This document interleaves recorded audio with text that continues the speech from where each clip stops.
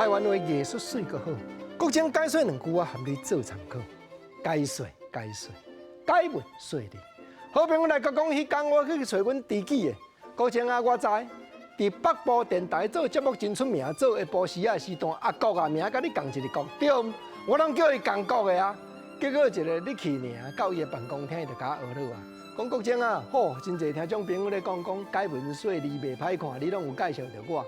我甲应声啦，我讲吼，迄即马解文说理是大学生咧看，教授咧批评的，你敢知？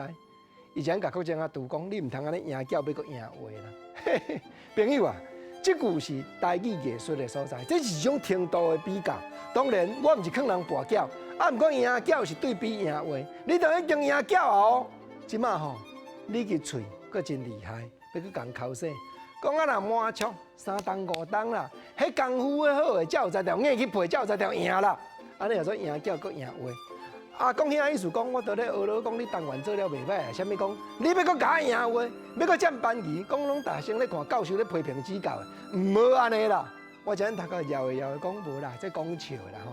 搁种做人是袂安尼啦。啊，总是拄啊好去找阿国的时阵，已经日头落山尾暗嘛。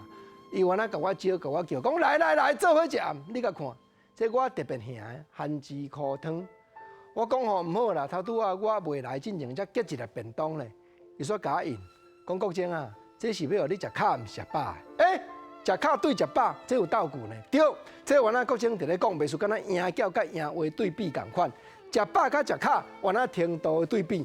这是互你食卡的，毋是要互你食饱的，就是讲哦，互你淡散，食一个趣味的，食一个气味，食一个口味的，所以较好食无要紧啦。结果国说佫甲应，讲有人讲吼，番薯食济吼，皮肤会较乌呢。打国情啊！你是已经乌掉底啊，你毋是乌无洗呢？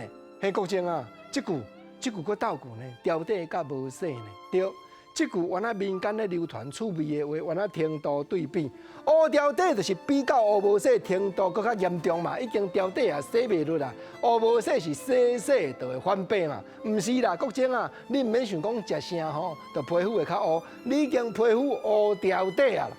国情今日是招你研究。民间咧讲斗句趣味，连续3句程度对比的话，毋是讲叫你讲吼食番薯，讲什么皮肤会变较乌，无影，你毋通见怪，这是照地发挥艺术的道理，甲你互相探讨啦。